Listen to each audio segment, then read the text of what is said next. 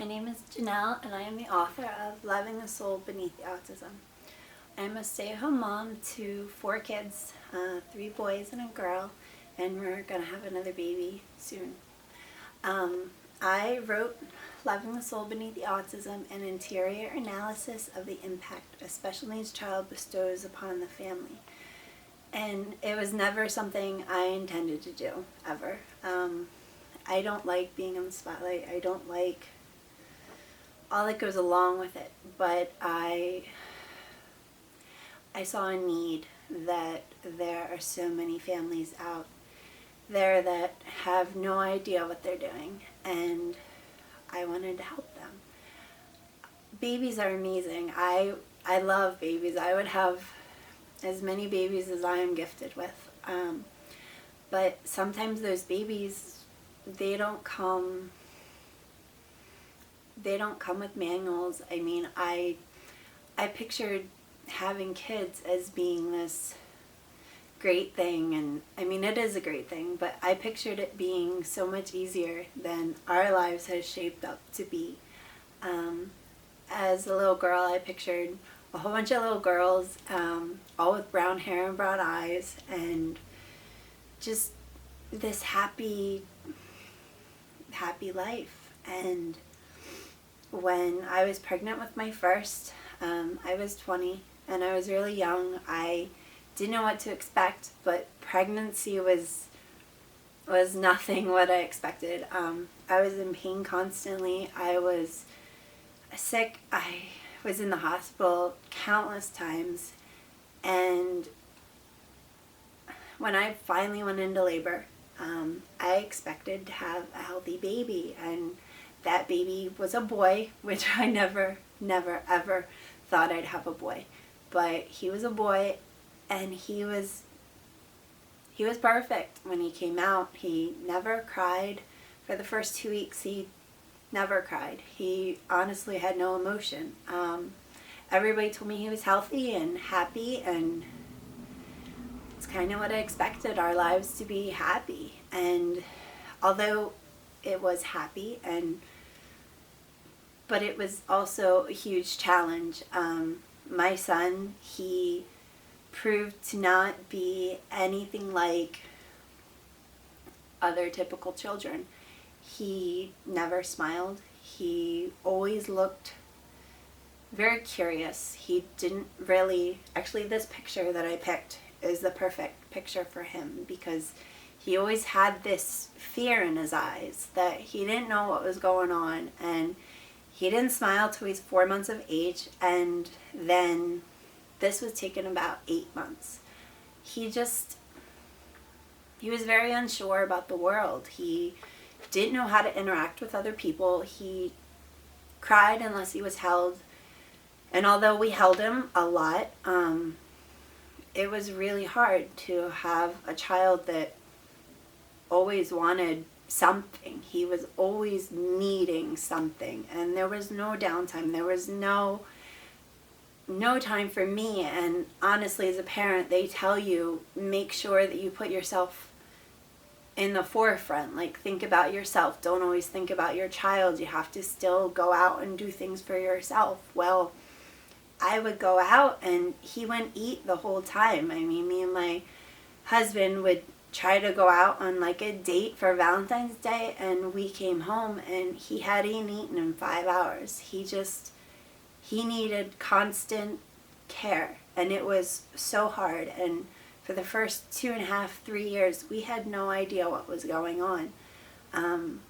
When we were given him, like I said, we were not given a diagnosis. We were not given, this is what your child has, and for the rest of your life, you're going to have to deal with this. That honestly would have been kind of nice to have that heads up, but we weren't given that. We had to figure it out on our own, and that figuring out process really was extremely difficult. Family members had a very rough time accepting the diagnosis. I felt complete relief, and honestly, that's not an emotion that most people feel, but that's what I felt. I felt an immense amount of relief when I found out at 3 years of age that he had high functioning autism, ADHD, and intermittent explosive disorder. And our third year with him it was hard. None of us slept. We never slept. He never slept. He had these dark black bags under his eyes. He was always on the move. He was fascinated with the road, and he thought that he wanted to be in the middle of it all the time. Well, that made me look like the worst parent in the entire world. But after getting a fence, we were a lot better off. But it was a huge struggle. So around the age of 4, I felt that I needed to do something to help other people, but I didn't know how. Now, writing things was always my outlet, my relief, my safe place. So because we lost a lot of our friends and we lost a lot of our socialization, we didn't really leave the house. We honestly took care of him and our other children, and that was our life.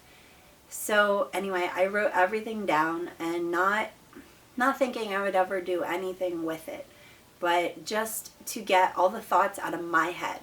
I used to write things down and clean. Those were the two things that made me feel better.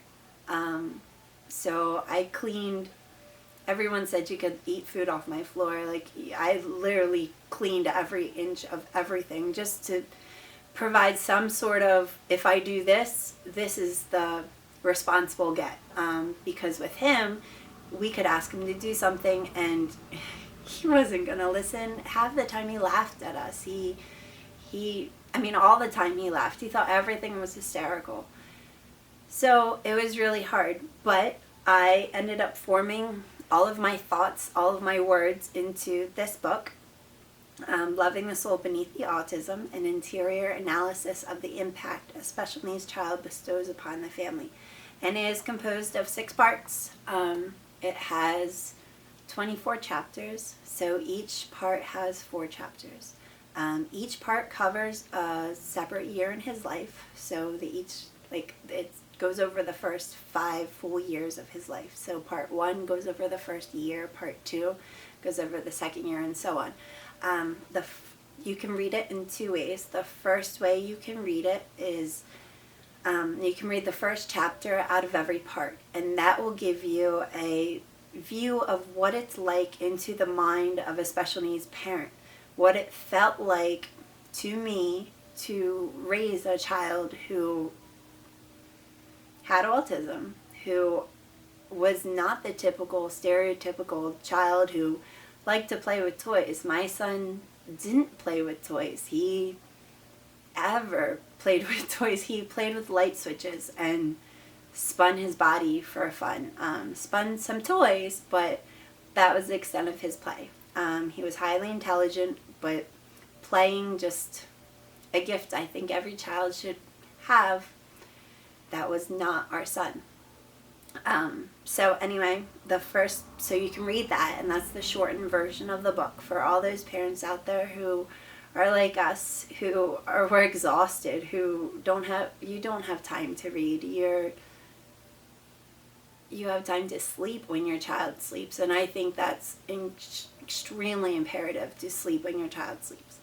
So then the second way you can read this book is from front to back, and that will give you a glimpse of what it's like to raise a child with special needs, strategies to help your lives function easier and better, and to get your child on the right track. So when school does come around, they can accept it and they can be prepared for it happily, instead of just a new thing being thrown at them they can't handle. So I'm going to read you a little part out of my book. It's from the very middle, and this is the part of what it felt like to have a child with autism. And this is chapter 13, and this is kind of going to put you in the middle of it, but what we were doing is we were running away. We were fleeing the unknown. We didn't know what was happening. So the rock shook with multiple thunderous rumbles before I had even mustered the courage to bring my entire body to the base. As I stood there with the rising waters engulfing my legs, I questioned if I myself encompassed enough strength to endure this next trial. With hundreds of questions filling my mind, I became lost in trusting that I could successfully reach the summit on my own merit. I did not believe that I could do what I felt I had to do, yet I had no options left.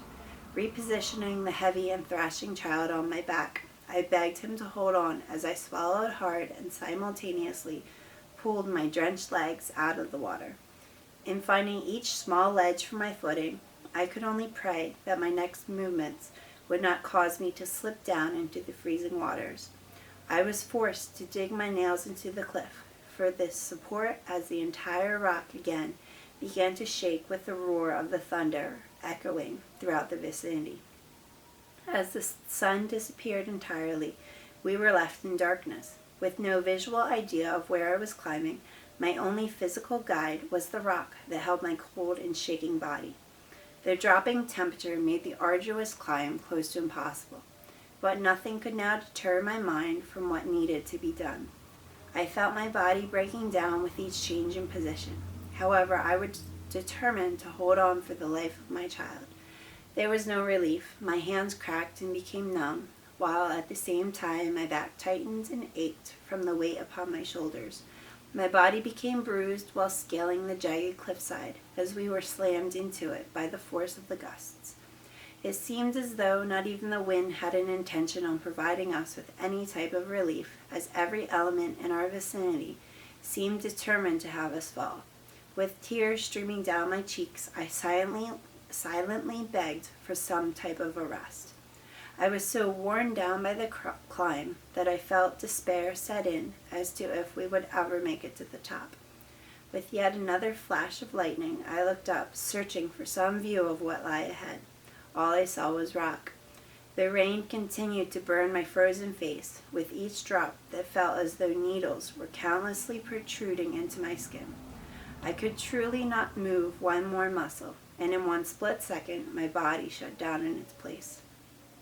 I felt trapped, scared, and out of breath as I began to believe that this climb was in fact impossible. There was no longer any strength left in my body. I knew I could no longer do any of this on my own. I had put much belief into my own abilities, even though I knew that I was, after all, just one human being who encompassed really nothing on her own. I was not fit to lead a climb, make decisions, or any of the like, but it was in that moment that I knew exactly who could.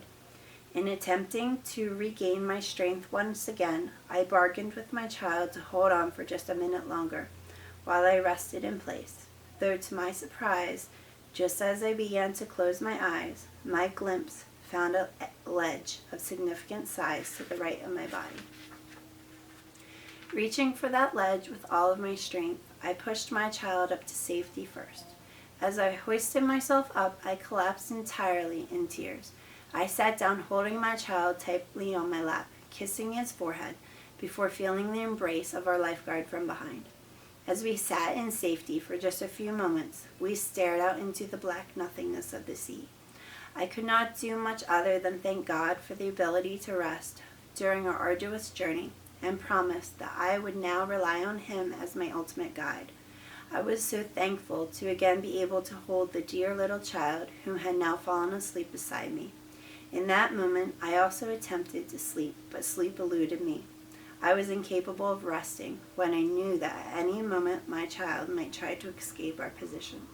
With the two bodies sleeping beside me, I reclined against the rough wall as I again stared out into the darkness that surrounded us. When the sky flashed, I was able to peer into the heart of the storm. My weighted eyes eventually fell closed, just for a brief moment, against my own will. I was immediately taken into a sleeping state. Awakening only what felt like seconds later, the sun had begun to rise. I could now vividly see the devastation the hurricane had bestowed upon the beach. Gazing into nothing but ocean, I watched as the rain from the skies above surrounded the base of the cliff. The beach was entirely gone, and the waves pounded upon the rocks below. The wind continued to whip and howl, while far out in the distance I could vaguely see some calm waters. Seeing calm on the horizon, I became invigorated with hidden energy as I fully awoke, determined to finish our climb.